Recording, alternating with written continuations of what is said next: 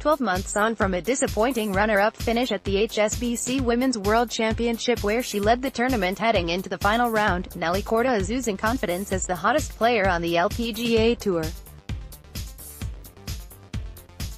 In her last 6 starts, she has won twice while posting 3 other top 10s. Her worst result during this sizzling run was a tie for 19th at the TOTO Japan Classic in November. Korda leads the 2019 race to the CME Globe with 780 points, and she also sets the pace in the leaders' top 10 competition, with 3 in her first 3 starts of the year. While her memories of last year's HSBC Women's World Championship are somewhat mixed after she came up agonizingly short in her bid to claim a first LPGA Tour victory, she returns this week to the new Tanjong course at Sentosa Golf Club in buoyant spirits as a twice champion on the women's circuit. "I definitely feel more confident," Korda said after playing in Wednesday's Pro-Am competition. "I kind of know the ins and outs of this golf course after playing it once. But I'm just going to approach it like I do every week. It's a new week. The course is playing completely different than it did last year, so I'm just going to approach it like I approach every week. It was a little disappointing here last year, but I finished second and I had a good run. I realized that, I can compete with all these top girls out here, so really, I took a lot of positives away from it, as well, having finally clinched her first LPGA Tour victory at the Swinging Skirts LPGA Taiwan Championship in October. Korda added a second earlier this month at the ISPS Handa Women's Australian Open, where she triumphed by 2 shots. Unquestionably the hottest player on the LPGA Tour over the past 4 months, she knows how she wants the next 4 months to unfold. "Hopefully a lot of consistency," she smiled. "That's something that was a huge goal of mine this year, and I'm just going to take it tournament by tournament.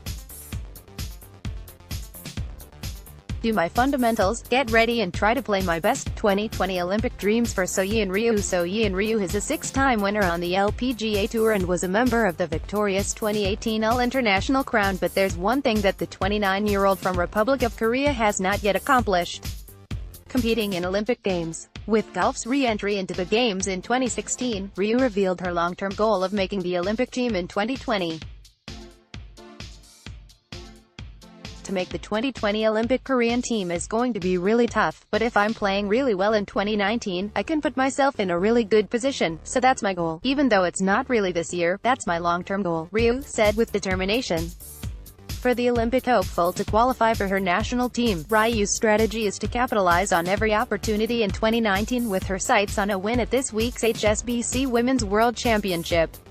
"Hopefully my game is going to be better and better all the time, and by Sunday I'm good enough to hold the trophy," said Ryu, who will tee off in round 1 with fellow countrywoman Inbee Park and American Lexi Thompson.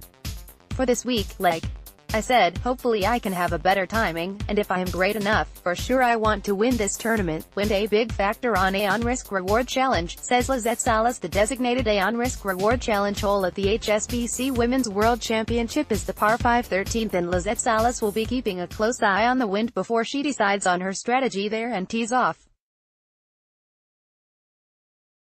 On this dogleg left, the tee shot is key with bunkers on the left and right protecting the landing zone. Players can either tee up short for safety or go long and right beyond the first 3 bunkers, in a bid to reach the green in 2. Care is also needed with a bold approach here, since overhit shots will more than likely bounce over the back of a deceivingly elevated green.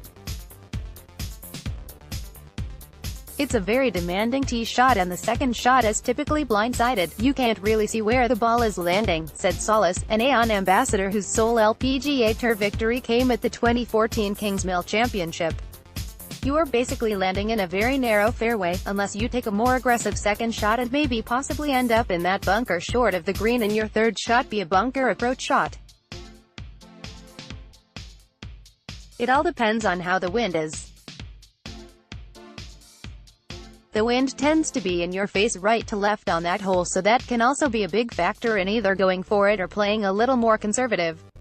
My approach is to just look at the wind first, and the pin placement as well.